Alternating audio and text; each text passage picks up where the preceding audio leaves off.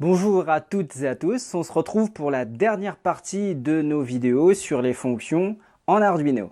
Alors on avait vu dans la première la théorie, dans la deuxième on avait essayé de mettre tout ça en pratique sur le simulateur en voyant alors quelques exemples un peu faciles, on faisait pas grand chose, on se contentait d'afficher du texte, de faire 2-3 calculs mathématiques.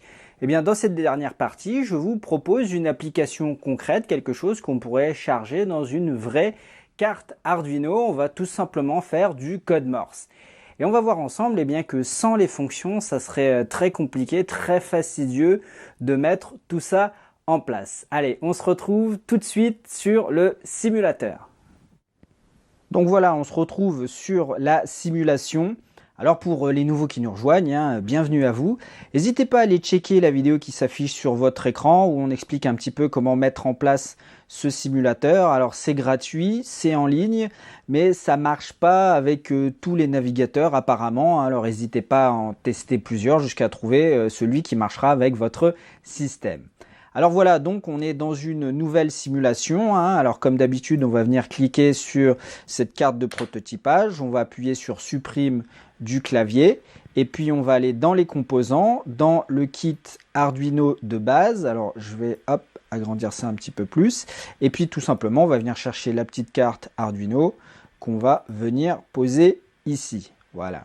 Alors, comme je l'ai dit, dans cette vidéo, on va essayer de faire un exemple un petit peu plus concret, un petit peu plus pratique que ce qu'on a vu, les exemples débiles de la deuxième partie. On va tout simplement faire du code Morse avec notre carte Arduino. Alors le code Morse, je le rappelle rapidement, tout simplement, en fait, chaque lettre de l'alphabet a été traduite dans une séquence de points et de tirets. Donc le A c'est point tiret, le B tiret point point point, ainsi de suite. Les chiffres également.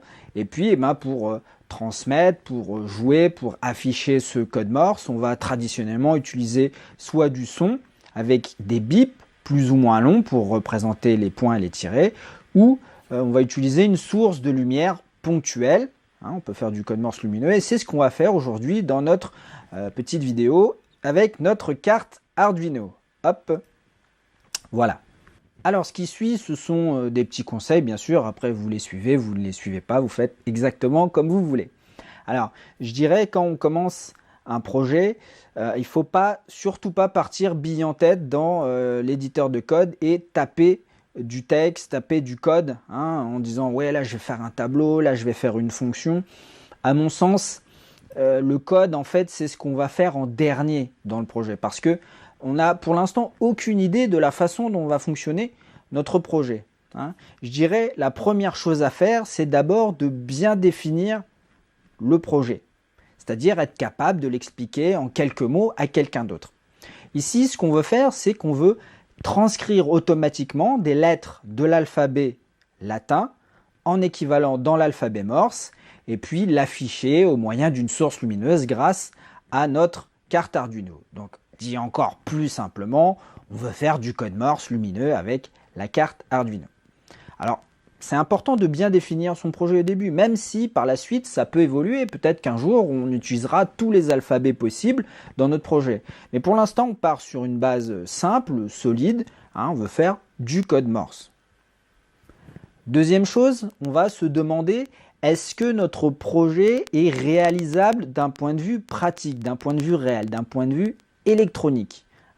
Pour caricaturer à l'extrême ce que je viens de dire, je ne vais pas me lancer dans la programmation d'un logiciel qui permet de contrôler un trou noir avec une carte Arduino si en fait je ne suis pas capable de fabriquer un trou noir et de le relier à une carte Arduino. Vous comprenez que tout le logiciel que je vais écrire, c'est dans le vent, c'est une perte de temps. Alors ici, notre projet, d'un point de vue électronique, n'est pas très compliqué. On veut commander une source lumineuse. Alors, on se souvient peut-être que dans nos vidéos précédentes, on avait déjà vu qu'il y a une diode électroluminescente. Ici, donc une LED ou une DEL, peu importe. Donc, c'est une petite source de lumière qu'on peut contrôler via la broche 13 de la carte Arduino. Elle est déjà pré-soudée, elle est déjà utilisable de base dans la carte Arduino. D'ailleurs, quand vous l'achetez et que vous branchez votre carte Arduino, vous voyez que cette petite diode clignotent. Hein, et ça, c'est grâce, en fait, alors hop, ici, dans l'éditeur de code, c'est grâce, en fait, à ce code Blink, hein, dont j'ai déjà parlé, qui permet de faire ça. Donc, on a déjà une première piste. On sait qu'on peut au pire utiliser cette diode. Donc on va garder ça en plan de secours, en plan B. Pour aller un petit peu plus loin aujourd'hui, on va utiliser une diode externe hein, qu'on va essayer de contrôler. Donc question, est-ce que dans mon simulateur, j'ai des diodes électroluminescentes à disposition? Donc on va venir dans les composants et puis on va farfouiller un petit peu, on va chercher et là on tombe LED. Hein, on a même un large choix de couleurs. Donc ça c'est une LED blanche qu'on ne va pas utiliser ici, on va rester simple. Hein, donc choisissez la couleur que vous voulez. Moi je vais prendre rouge, hein, sans doute qui se verra mieux à l'affichage. Donc je clique une fois et puis hop, je vais poser ici ma diode. Et pour l'instant je ne fais pas de montage, je ne fais pas de soudure, rien. Je veux juste voir si mon projet est faisable. Hein. Ensuite, relier électroniquement cette diode à la carte Arduino, rien de compliqué, ça fait partie des bases de l'électronique, hein, et puis c'est même prévu par les cartes Arduino, donc pas de problème. D'un point de vue électronique, mon projet est valable. Maintenant, réfléchissons à la partie logicielle. Hein. Un projet, il faut beaucoup l'anticiper en avance, bien le préparer, bien le structurer. D'un point de vue logiciel, donc j'ai besoin de commander l'éclat de cette diode. Hein, donc j'imagine que je vais relier cette diode à une des broches ici. De quoi est-ce que j'ai besoin dans mon logiciel pour commander l'état électrique des broches? Eh bien, il y a des fonctions standards, des fonctions de base du système Arduino qui me permettent de le faire. Donc, j'ai besoin de rien de plus. Donc, a priori, mon programme est tout à fait faisable. Hein. Je commence à avoir une idée de la façon dont il va fonctionner. Je vais créer des fonctions qui vont me permettre d'allumer et d'éteindre la diode en respectant les points et les tirets et les séquences des différentes lettres de l'alphabet Arduino. Donc mon projet est faisable d'un point de vue électronique. D'un point de vue logiciel, a priori, il n'y a pas de problème qui ont été identifiés au préalable. Donc, mon projet est possible et donc je peux m'y atteler.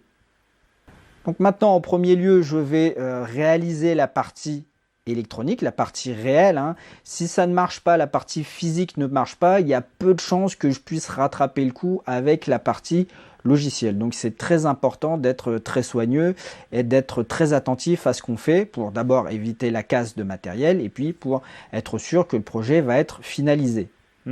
Donc ici, on se souvient, on essaie de se souvenir comment on branche une diode sur une carte Arduino.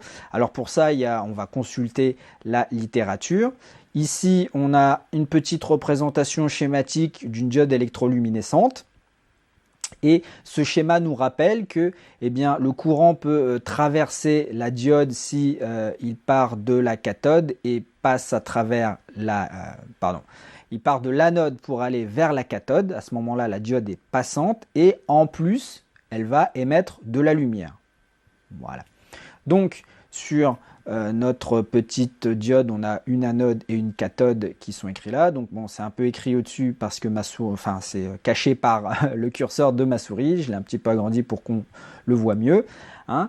Alors, il faut qu'on fasse rentrer le courant par l'anode de la diode. Et on se souvient en électricité que le sens conventionnel du courant, c'est du plus vers le moins.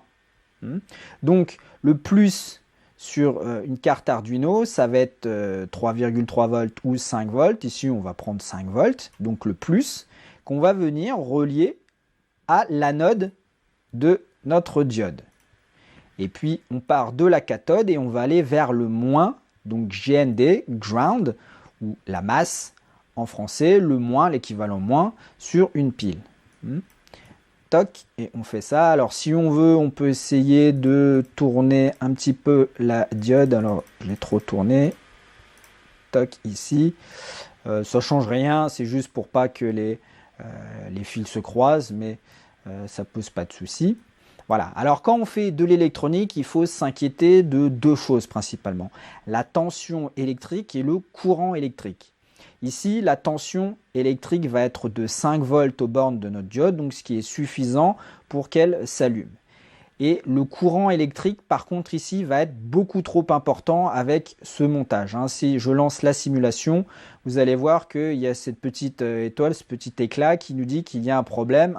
Alors c'est caché, c'est un petit message en anglais qui est caché derrière le pointeur de ma souris, mais qui dit qu'en fait le courant est de 275 mA, alors que le maximum autorisé pour cette diode est de 25 mA. Donc en gros, on a grillé la diode. Donc c'est pas très grave ici dans le simulateur puisque la diode n'existe pas vraiment, mais sur un schéma réel, on aurait tout simplement grillé notre composant. Alors on va changer, ici on va enlever ce fil ici et on va aller dans les composants et on va tout simplement rajouter une résistance électrique. On va prendre 220 ohms qui va nous permettre de limiter le courant qui traverse la diode. Toc, ici. Voilà, toc, et je vais venir fermer le circuit en ajoutant la résistance en série avec notre diode. Voilà, je lance ma simulation et vous voyez maintenant que je n'ai plus ce problème de courant qui dépasse les valeurs maximum. Ma diode s'illumine. Alors, cette partie-là de la carte Arduino, je ne peux pas la contrôler. Ce sont des potentiels fixes ici. Je ne peux pas le commander avec le programme. Donc je ne vais pas relier, ici on voulait vérifier que la diode fonctionne tout simplement, je ne vais pas relier mon anode à cette broche là, mais je vais aller de l'anode à pour l'instant la broche numéro 13. Vous allez voir en lançant la simulation que elle va clignoter exactement comme cette diode, elles sont reliées maintenant en parallèle et vous voyez qu'elle clignote, donc que je peux commander l'éclat de ma diode. Je le rappelle que la diode clignote grâce au code qui est inséré ici. Et puis pour l'exercice, on ne va pas venir sur cette diode 13. Ici, on va, alors choisissez celle que vous voulez, entre 0 et 12. Moi, je vais choisir 9. Hop, je vais me mettre là, alors pour pas qu'il y ait d'interférence avec cette deuxième diode. Et puis je vais prendre ma diode ici et je vais la déplacer là par là. Je vais la tourner un petit peu trop, hop, comme ça. Alors pourquoi je la mets ici? Parce que quand je vais ouvrir l'éditeur de code, je vais un petit peu agrandir pour qu'on voit mieux le code et voilà, c'est pour qu'on voit la diode en même temps. Voilà. Donc ce code ici, le code Blink, analysons-le un petit peu. Alors en premier lieu, ce qu'on fait, c'est qu'on définit une première constante globale qui s'appelle LED et qui contient la valeur 13. Alors 13, en fait, ça fait référence ici à la broche 13 sur laquelle est soudée la diode ici. Alors nous, on n'est pas sur la broche 13, moi je suis sur la broche 9. Vous mettez le numéro de la broche que vous avez choisi. Si vous avez choisi 3, vous allez mettre 3. Ici, moi, je vais mettre 9.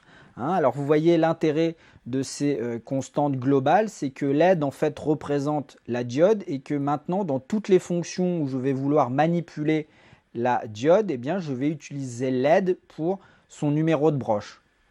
Parce que sinon, si on avait écrit en dur, comme on dit, le numéro de la broche, maintenant si c'était 13, maintenant je veux mettre 9, il faudrait que j'aille partout dans le programme changer 13 pour 9. Alors qu'avec cette syntaxe, vous voyez que je change une fois le numéro de la broche et automatiquement dans tout le reste du programme, maintenant ça sera 9. Si on veut devant, on peut rajouter le mot-clé const qui fait que maintenant, cette variable LED est en lecture seule et qu'à l'exécution d'un programme, ce n'est plus possible de modifier la valeur contenue dans LED. C'est une petite sécurité. Ensuite, notre fonction setup, ici, vous voyez qu'on utilise donc cette instruction, donc une fonction qui s'appelle pinMode et qui prend comme argument une broche et qui utilise ici le mot-clé output. Alors d'où ça vient? Ça vient du fait que ces broches ici numériques peuvent être utilisées soit en entrée, soit en sortie. hein, en entrée pour faire la lecture d'un état logique, ou alors en sortie pour définir un état logique. Hein, mais c'est soit l'un, soit l'autre, et il faut décider avec cette instruction pinMode. Donc ici, on veut définir un état logique pour commander notre diode, donc on va laisser ici en output, et l'autre mot-clé, ça aurait été input. Toc. Donc on fait ça une fois au début, et on n'a plus à le faire. Ensuite, notre fonction loop, très intéressant. On constate, hein, on observe cette fonction digital write, donc qui prend pareil une broche en argument et qui nous permet de définir l'état logique de la broche et du coup l'état électrique. Ici, cette instruction eh bien, va faire passer la broche LED à l'état haut. Hein, donc ici pour nous LED c'est 9. Donc l'état électrique de la broche 9, on va avoir 5 volts de tension entre 9, la broche 9 et la masse de notre carte Arduino. Donc un courant va pouvoir circuler à travers, donc dans ce sens-là, hein, va pouvoir circuler à travers la diode, ce qui va l'allumer. Deuxième fonction intéressante, delay, qu'on a déjà vu en fait, qui va stopper provisoirement pendant une durée de 1000 millisecondes, donc une seconde, l'exécution du programme. Donc ici on allume la diode et on ne fait rien pendant une seconde. Donc la diode va rester allumée pendant une seconde et ensuite on appelle à nouveau digital write, cette fois-ci avec le mot-clé low, donc bas, qui va basculer l'état électrique de la broche 9 à l'état bas. Donc on va avoir une différence de potentiel de 0 volts entre la broche 9 et la masse. Donc aucun courant ne va circuler dans la diode, donc elle va être éteinte. Et à nouveau, on attend une seconde et on revient en haut de la fonction loop et on recommence, on allume, on éteint, on allume, on éteint, on allume, on éteint au rythme d'une seconde entre chaque état. Donc c'est grâce à ces instructions-là que la diode clignote, tout simplement. Voilà. Donc on va s'en servir. Hein. Maintenant, on sait comment allumer la diode. Donc on va créer, donc c'est une fonction, c'est une vidéo sur les fonctions. Hein. Donc on va créer deux fonctions, une fonction qui s'appelle allumer, donc toc, et une fonction qui s'appelle éteinte. Toc, comme ça. Voilà. Alors, quand vous créez une fonction, vous devez vous inquiéter de 4 choses. La première, quels sont les arguments en entrée de votre fonction? Ici, on veut tout simplement allumer une diode, donc il n'y a pas de paramètres particuliers. On va laisser comme ça sans mettre d'argument en entrée. Deuxièmement, quelle est la valeur retournée par votre fonction? Ici, pareil, on veut juste allumer une ampoule, on ne fait pas de calcul particulier, on ne fait pas de traitement spécial, donc on va laisser à void, on ne va pas retourner de valeur. Troisièmement, que fait notre fonction? Quelle est sa mission? Ici, allumer, on veut tout simplement faire que la diode s'allume. Donc, on va venir copier cette instruction pour allumer la diode. Hop. Et quatrième chose, vous devez vous poser la question, hein, c'est très important, quels sont les critères, quelles sont les conditions qui peuvent faire planter ma fonction? Quels sont les cas particuliers qui vont faire que ma fonction va rater sa mission, qu'elle ne va pas retourner la bonne valeur, celle que je lui demande de faire, ou de ne pas accomplir sa mission, tout simplement faire planter le programme. Ici, on ne peut pas faire grand-chose, hein. Digital write doit marcher, sinon c'est qu'il y a un problème physique, il y a un grave problème avec la carte Arduino. Donc, on va laisser ça, hop, comme ça.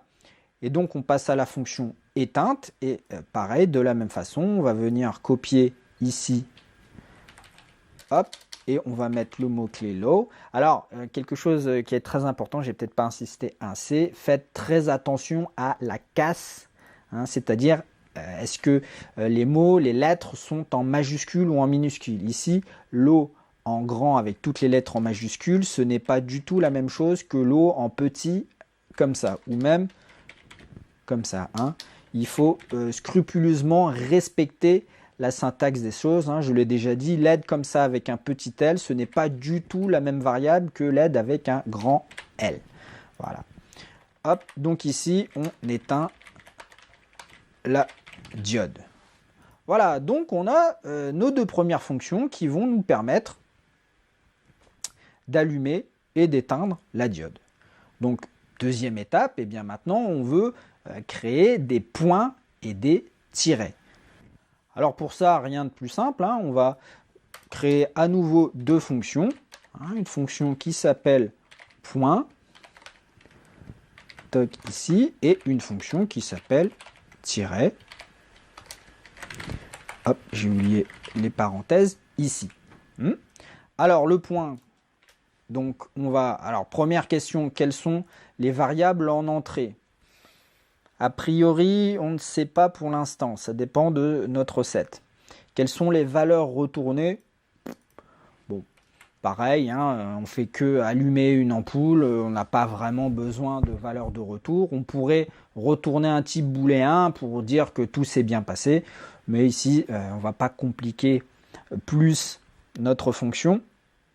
Alors, ce qu'on fait, c'est on va allumer dans un premier temps. Alors, il y a deux L, hein, oui. Ici, notre diode. Et on veut la laisser allumer pendant un certain temps. Alors, ce temps, il faut le définir. On va le définir ici en variable globale.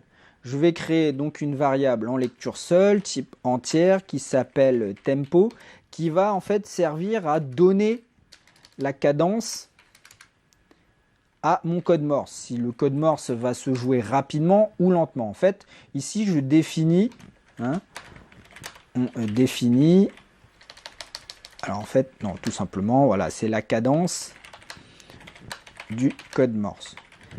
C'est la durée du point qui va nous servir de référence.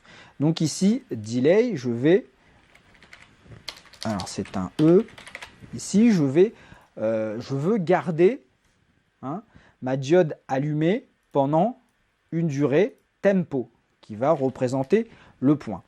Alors, on revient sur les arguments en entrée. Hein. Je vous ai déjà dit que dans les langages de programmation, on n'aime pas beaucoup travailler avec les variables globales. Ici, ce qu'il faudrait faire, hein, vraiment, c'est créer une variable durée, ici, et appeler la fonction comme ça. Donc, par exemple, dans mon setup, je viendrai...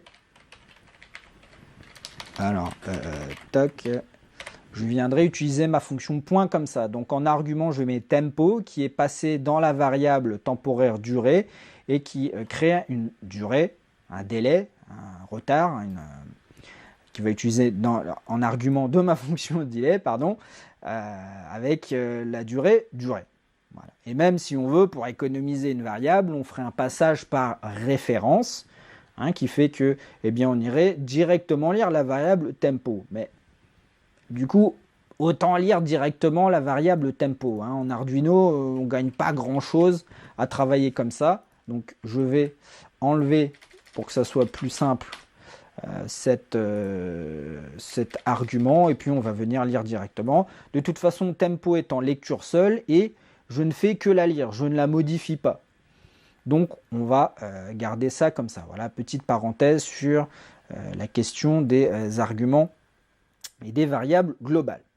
Donc, revenons à ma fonction point. Donc, j'ai allumé ma diode pendant une durée tempo. Donc, maintenant, il faut que je l'éteigne. Toc, ici. Donc, j'appelle ma fonction éteinte pour éteindre effectivement la diode. Toc, ici.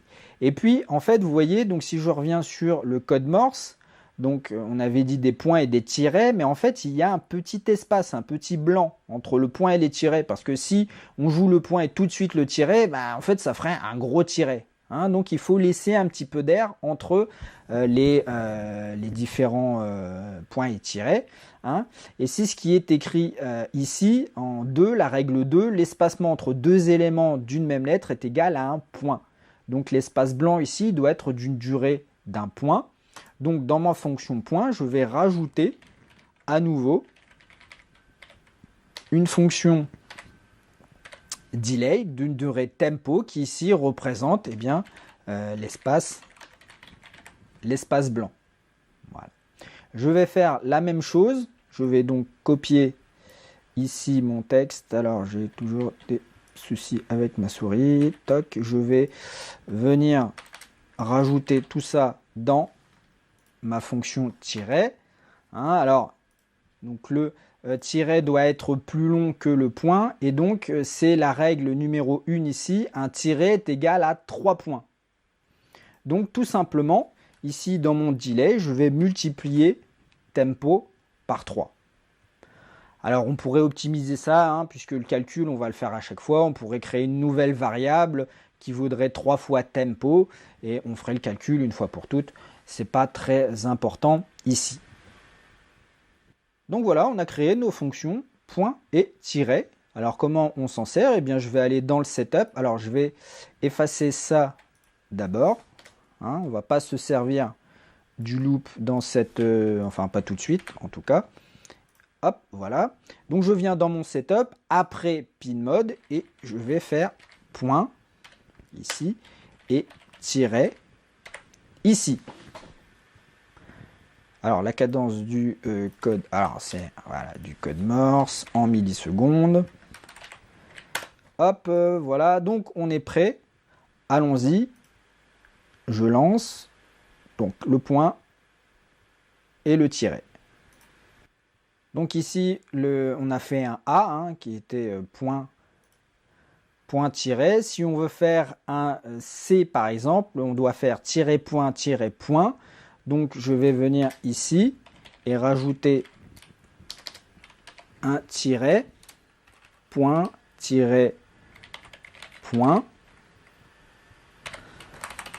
Toc, comme ça. Alors allons-y.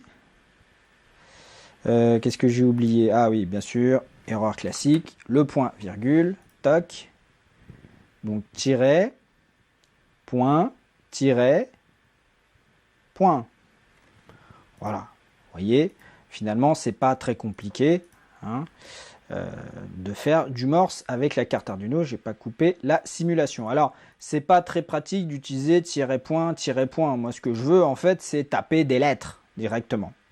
Alors, ce qu'on va faire, eh bien, on va créer des fonctions, une pour chaque lettre de l'alphabet, et chaque fonction va contenir eh bien, la séquence de la lettre qui correspond.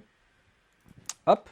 Alors, nouvelle fonction, donc type void, hein, on ne va pas se compliquer la vie. Donc, lettre A, par exemple, ici, toc et toc. Alors, c'est vrai que je suis toujours en train de vous exhorter, de vous inciter à utiliser des noms de variables ou de fonctions qui ont du sens. Alors, je dirais, et pas utiliser une fonction qui s'appelle A, B, C, D, E, quelque chose que, voilà, dans 2 mois, on ne sait plus du tout de quoi il est question. Là, je dirais, c'est l'exception qui confirme la règle, puisque si j'appelle ma fonction A, eh bien, elle correspond au A en Morse. Hein? Alors, bien sûr, si j'utilise d'autres alphabets, il faudrait que je précise, par exemple, Morse A, ici. Mais là, j'utilise que le code Morse. Le A, c'est forcément lié à l'alphabet Morse, pardon. Donc A, eh bien, écoutez, ça suffit tout simplement. Hein? Donc la séquence du A, c'était point, tiret. Hop, donc dans ma séquence, je vais écrire point, tiret, hein, point, tiret ici. Alors, quelles sont les autres règles du code Morse? On voit, alors, c'est la règle numéro 3. L'espacement entre 2 lettres est égal à 3 points. Donc, entre chaque lettre, je dois laisser une durée de 3 points. Donc, ce que je vais faire, c'est qu'à la fin de chacune de mes lettres, je vais rajouter un délai égal à 3 fois tempo. Hein, vous voyez vraiment l'utilité de cette variable tempo, c'est que maintenant, si je change ici, alors, hop, on va faire un peu de ménage, on n'a plus besoin de ça. Si je change ici la valeur de tempo, je le change une fois pour toutes au début du programme et tout mon programme est impacté automatiquement par cette modification. Donc, je viens ici, je vais tout simplement appeler ma fonction A, je lance ma simulation. Et vous allez voir que c'est beaucoup plus long, voire 2 fois plus long. Au contraire, si ici je divise par 1000, vous allez voir que ça va passer très rapidement. Vous voyez. D'accord, donc les tests que j'ai fait, j'ai mis 500 pour qu'on ait bien le temps de voir ce qui se passe. Donc j'ai créé ma fonction A. Alors bien sûr, ça c'est effacé. Donc il ne me reste plus qu'à faire la même chose pour les autres lettres de l'alphabet. Donc ici, un B, c'est tiret, point, point, point. Hop, donc on n'hésite pas à abuser du copier-coller. Tiret, point, point, point. Toc, et je vais venir vérifier que cela fonctionne. Donc on va avoir le A, point, tiret, et maintenant le B, tiret, point, point, point. Voilà, c'est aussi simple que ça. Alors, je vous fais grâce de la partie où je crée toutes les fonctions. Malheureusement, vous êtes obligé de faire rentrer l'alphabet Morse dans la carte Arduino. Et là, le plus rapide, c'est de taper toutes les fonctions à la main. Alors, hop, magie du montage. Donc, moi, j'ai déjà créé toutes mes fonctions de toutes les lettres. Alors, j'ai pas fait les chiffres, n'hésitez pas à le faire vous-même si vous voulez, c'est exactement le même principe. Faites attention que vous ne pouvez pas appeler votre fonction 1 comme ça, puisqu'on n'a pas le droit de faire commencer le nom d'une variable ou d'une fonction par un chiffre. Vous allez être obligé d'utiliser des lettres probablement. Ici, donc là, c'était P. Donc, j'ai réécrit toutes les lettres de l'alphabet, ici. Alors, le T, oui, c'est un tiret. Ici, alors bien sûr, à concurrence que j'ai pas fait de faute dans les différentes séquences. Et maintenant, c'est très facile à utiliser. Alors, je vais commenter ça pour l'instant, ici. Et par exemple, ici, si dans mon loop, je vais pouvoir, hop, utiliser mes fonctions comme ça, pour envoyer le fameux signal SOS en morse. Et je vais ici rajouter un délai d'une bonne seconde pour espacer mon message. Et j'envoie ici. Et donc le S qui est 3 points, le O 3 tirets, et enfin à nouveau le S 3 points. Voilà. Et puis ça va se répéter en boucle, ainsi de suite. On peut peut-être maintenant passer ici à 200 millisecondes, histoire que ça soit un petit peu plus rapide. Donc les 3 points, les 3 tirets. Vous voyez, c'est très facile à utiliser. Maintenant, grâce à mes fonctions, il me suffit d'appeler la fonction de la lettre correspondante. Ici, toc. Donc maintenant, je vais commenter ça. On va revenir dans la partie setup ici. Et maintenant, avec ce système de fonctions, je peux afficher le message que je veux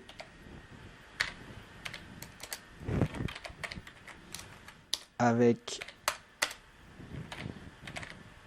mes fonctions en morse. Vous voyez que on perd. Alors c'est peut-être un petit peu compliqué un peu au début à mettre en place ces fonctions, c'est pas très agréable de recopier toutes ces séquences, mais là maintenant j'ai un programme qui me permet d'afficher tout ce que je veux en code morse. Et vous voyez, c'est aussi simple que ça à utiliser.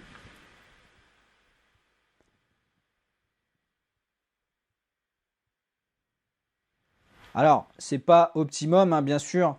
Ici, on est obligé d'appeler les lettres dans l'ordre qu'on veut. Peut-être pour aller plus loin dans le projet, on voudrait en fait entrer une chaîne de caractères. Et le programme va analyser lettre par lettre et puis appeler la fonction de la lettre correspondante pour faire ça un petit peu plus de façon un peu plus user-friendly, comme on dit. Mais bon, voilà, ça reste encore assez simple ici à utiliser. Donc j'espère que je vous ai démontré ici vraiment la puissance, le côté indispensable des fonctions Ici, je peux taper tous les messages que je veux. Arduino, si maintenant je ne veux plus taper Arduino, mais alors Genuino, le nouveau nom des cartes Arduino, eh bien il me suffit de changer les lettres correspondantes.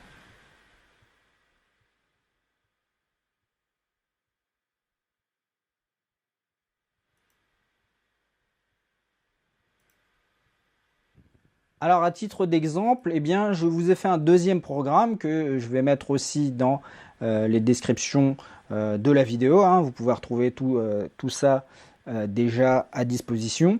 Hein. Donc le même programme qui affiche Arduino en Morse mais sans les fonctions. Vous voyez ici, donc on fait directement dans le setup les appels à digital write et delay. Hein. Donc vous voyez tout de suite que c'est moins agréable. C'est beaucoup moins agréable. Alors, ça marche de la même façon. Hein, normalement, si je ne me suis pas trompé dans les séquences, on doit épeler Arduino ici. Mais vous voyez que ce programme ne peut faire que Arduino. Si je veux écrire Genuino, il va falloir que je modifie les appels à digital write et delay. Alors, ça ne veut pas s'arrêter, voilà, à la main. Alors qu'avec notre programme avec les fonctions, eh bien c'est très facile à faire. Hein. Je change l'ordre d'appel de mes fonctions et j'écris absolument tout ce que je veux. Alors, pareil, hein, j'ai pris ces deux codes, hein, je les ai fait compiler par l'application Arduino. Et cette version du programme avec les fonctions utilise 1250 octets de stockage en mémoire, alors que la version sans fonction, c'est presque 1828 octets de mémoire de stockage. Hein. Donc avec les fonctions, on gagne presque un tiers de place en mémoire. Pourquoi? Parce qu'en vérité, les vraies instructions que l'on fait, que l'on réalise, eh bien, en fait, on ne fait que digital write et ce digital write. Ce sont les deux seules vraies instructions qu'on utilise. Tout le reste, ce sont des appels tout bêtement à des fonctions. Hein, donc, le gain de place qui est très important. Alors, je viens de m'apercevoir que j'ai oublié tous les delays à la fin de mes lettres, ce qui fait que, oui, sans doute, l'affichage de Genuino Arduino n'était pas excellent, donc je vais corriger ça. Ah, voilà, donc c'est fait, j'ai rajouté tous les delays à la fin de chacune de mes lettres, donc on va rejouer la séquence Genuino qui devrait être correcte hein, maintenant, bien sûr.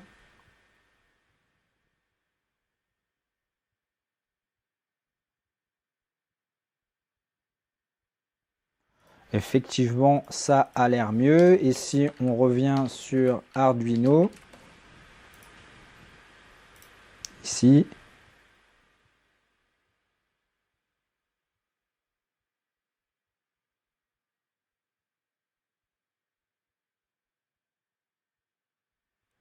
on a effectivement les lettres qui sont bien découpées dans le temps. Donc voilà pour notre petit projet de code Morse, hein, vous voyez, rien de bien compliqué. Et puis j'espère, voilà, je le répète, hein, vous avoir démontré la puissance des fonctions hein, en programmation. Donc c'est un petit exemple bien modeste, hein, mais qu'on pourrait faire évoluer bien sûr. Et bah voilà ce que je peux dire pour les fonctions. Donc on verra des exemples plus sophistiqués hein, dans les prochaines vidéos, plus montage, plus pratique. Hein, mais voilà, c'est un petit peu compliqué parce qu'il faut garder tout ça à l'esprit dans les prochains exemples qu'on va réaliser ensemble. Voilà donc pour les fonctions en Arduino. Alors c'est une petite introduction, bien sûr, on n'a pas pu tout voir, toutes les situations possibles, il y en a une infinité. Ça dépend du projet que vous êtes en train de faire. Voilà, alors maintenant les fonctions, on va s'en servir tout le temps. Hein. On va essayer vraiment d'optimiser notre code grâce à ces fonctions. Et puis donc ça met fin au cycle, hein, comme je disais, les vidéos sur vraiment l'aspect programmation pure. Il reste quelques petites choses encore, mais qui sont un peu liées au matériel. Donc on verra ces éléments au moment opportun. Et puis voilà, dès les prochaines vidéos, on va commencer enfin à rajouter de l'électronique, à faire du concret, des montages concrets. Voilà, je vous dis à très bientôt pour la suite de nos vidéos sur Arduino. Ciao!